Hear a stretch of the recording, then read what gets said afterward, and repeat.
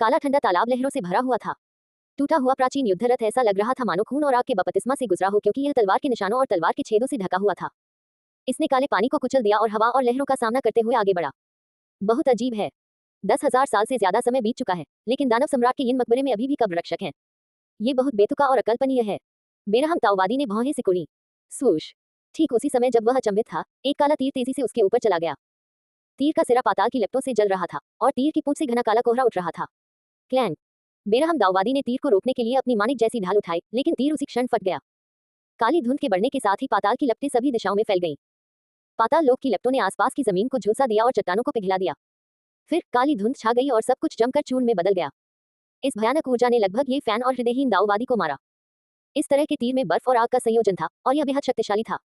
अगर कोई सामान्य साधक सावधान न रहे तो उसका जीवन खतरे में पड़ सकता है। स्वूश स्वूश स्वूश।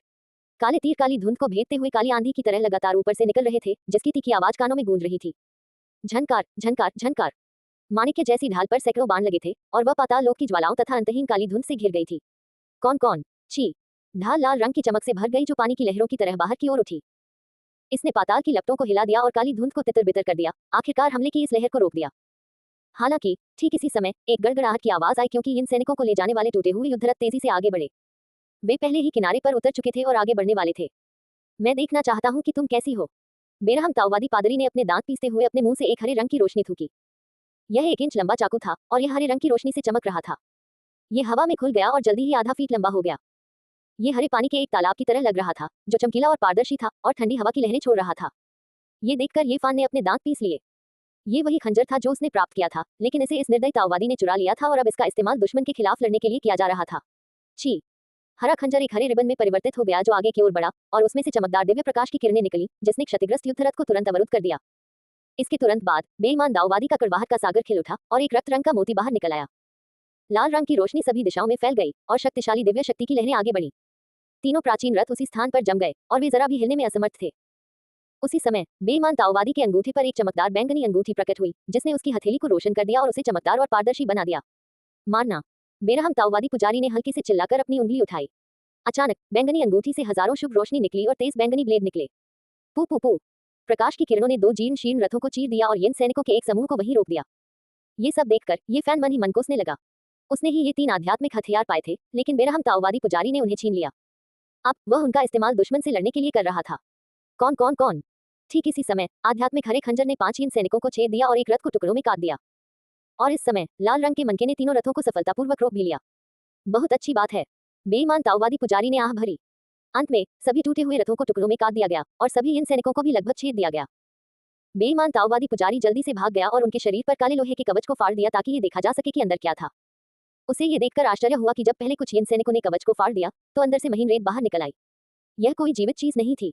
कुछ ही समय बाद उसे कुछ इन सैनिक मिले जो महीन रेत नहीं थे।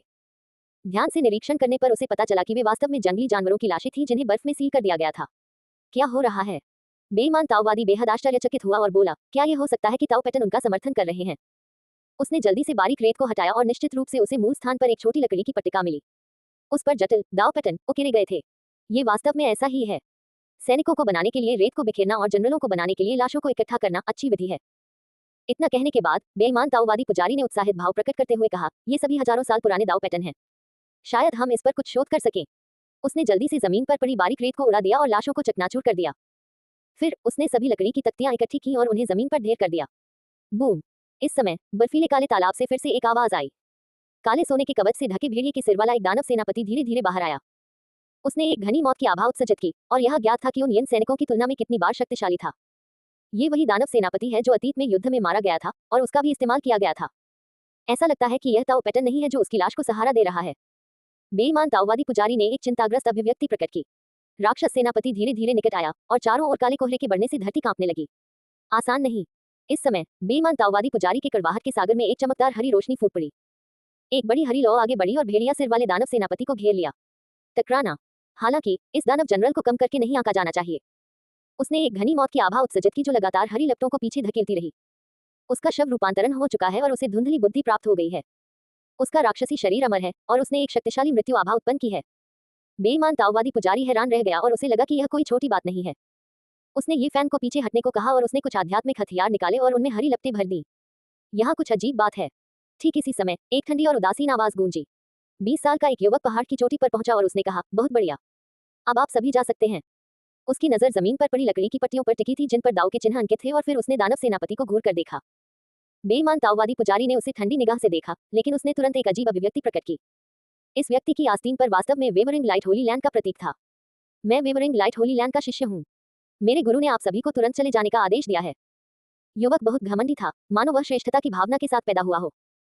उसने ये फैन की ओर देखा और पाया कि दिव्य शक्ति में कोई उतार चढ़ाव नहीं था, इसलिए उसने कहा, यदि आप मरना नहीं चाहते हैं तो तुरंत चले जाए। टकराना। इस समय दानव जनरल बेईमान ताओवादी पुजारी के बंधनों से मुक्त हो गया और जल्दी से काले तालाब में कूद गया और बिना किसी निशान के गायब हो गया। बेईमान ताओवादी पुजारी ने पलटकर ठंडे स्वर में कहा, बेपरवाह, बाघ की खाल को बैनर की तरह इस्तेमाल कर रहा है। मुझे तुम जैसे कमीनों से सबसे ज्यादा नफरत है। तुम वेवरिंग लाइट होली लैंड के अनुयायी होने का दिखावा करने की हिम्मत करते हो। ये तो बताने की जरूरत नहीं कि तुम हो ही नहीं, अगर तुम होते भी तो ये ताओवादी दादा तुम्हें थप्पड़ मारकर मार डालने की हिम्मत रखते। स्वूश। ये देखकर कि उसकी पोल खुल चुकी है, युवक ने तुरंत अपना कदम उठाया। सैकड़ों हजारों सुनहरी किरणें बेईमान ताओवादी पादरी की ओर सुनहरी बारिश की तरह बरसने लगी। स्वूश स्वूश स्वूश। बेईमान ताओवादी पुजारी ने अपनी आस्तीनें हिलाई और एक हरा कोहरा उड़ गया जिसने सभी सुनहरी किरणों को इकट्ठा कर लिया। वे वास्तव में सुनहरी सुइयां थीं।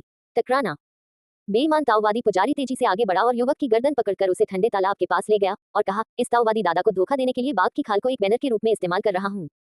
मुझे बताओ तुम किस संप्रदाय से हो, वरना मैं तुम्हें नीचे फेंक दूंगा। मैं वास्तव में वेवरिंग लाइट होली लैंड का शिष्य हूँ। युवक ने भय का भाव प्रकट किया। ताओवादी पुजारी, आप उस पर अपनी सांसें क्यों बर्बाद कर रहे हैं? बस उसे फेंक दो और उसे दानव सेनापति को खिला दो। ये फैन ने दूर से सुझाव दिया, जानबूझकर युवक को डराने की कोशिश की। आप सही कह रहे हैं, अपनी सांसें बर्बाद करने की कोई जरूरत नहीं है। बेईमान ताओवादी पुजारी ने धीरे से उसका हाथ हिलाया और युवक तुरंत ठंडे तालाब में गिर गया और पलक झपकते ही गायब हो गया। दूर से ये फैन अवाक रह गया। उसने नहीं सोचा था कि बेईमान ताओवादी पुजारी वास्तव में ऐसा करेगा। ये बेईमान ताओवादी पुजारी अचानक उसके दिल में थोड़ा खतरनाक हो गया। यह एक ऐसा व्यक्ति था जिसके पास कोई विवेक नहीं था। छप छप। काला तालाब उफान पर था और 10 से ज्यादा राक्षस सेनापति प्रकट हुए। उनके पूरे शरीर काले सोने के कवच से ढके हुए थे, सिर्फ उनके सिर ही खुले हुए थे। उनके कई तरह के अजीबोगरीब आकार थे। कुछ के सिर कुत्ते के थे, कुछ के सिर बाघ के, और एक नजर में ही यह स्पष्ट हो जाता था कि वे राक्षस थे। उन सभी से मौत की एक मोटी आभा निकल रही थी। उनके हाथों में पहले वाला युवक था। एक धमाके की आवाज के साथ उन्होंने उसे चीर दिया और तुरंत हर जगह खून फैल गया। गड़गड़ाहट। इस समय ठंडा तालाब उबलता हुआ प्रतीत हो रहा था और वह स्याही जैसे काले रंग से रक्त लाल रंग में बदल गया। यह अतुलनीय रूप से सुंदर था। यह अच्छा नहीं है, ये बुरा है। दानव सम्राट की यंग कब्र खून से सना हुआ है और इसने निश्चित रूप से मौत की स्थिति शुरू कर दी है। बेईमान ताओवादी पुजारी की अभिव्यक्ति बहुत बदसूरत हो गई। बूम। इस समय स्वर्ग और पृथ्वी हिल गए और आकाश ठंडे तालाब से रक्त की रोशनी से भर गया।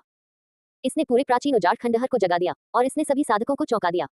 मुझे मत बताओ, हम यहीं मर जाएंगे। ये फैन ने भयभीत भाव प्रकट किया।